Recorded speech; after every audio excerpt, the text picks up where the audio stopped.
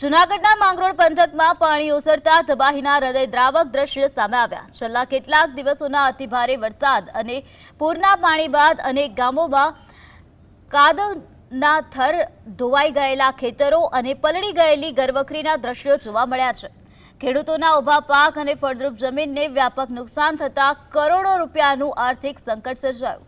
ઘરોમાં પાણી ઘૂસી જતા અનાજ, કપડાં અને ઘરવખરી બરબાદ થઈ છે। જિલ્લા પંચાયતના ઉપપ્રમુખ જેઠાભાઈ ચુડાસમા શેરિયાજ ગામે પહોંચી ખેડૂતોની મુશ્કેલીઓ સમજી રહ્યા હતા, ત્યારે સ્થાનિકો અને સ્વૈચ્છિક સંસ્થાઓ રાહત કાર્યમાં જોડાયા છે।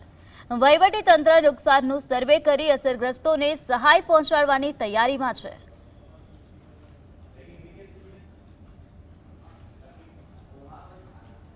18 ઇંચ જેટલો વરસાદ આ વિસ્તારમાં થયો છે, જેને કારણે ઉપરવાસમાં પણ ખૂબ વરસાદ થયો, માળિયા તાલુકામાં પણ ખૂબ વરસાદ થયો અને કેશોદ તાલુકામાં પણ ખૂબ વરસાદ થયો અને કાંઠાળ વિસ્તારમાં નદીની બે બાજુ 200-200 મીટરમાં લોકોના ઘરમાં વાડી વિસ્તારમાં 4-4, 5-5 ફૂટ પાણી ઘૂસી ગયા।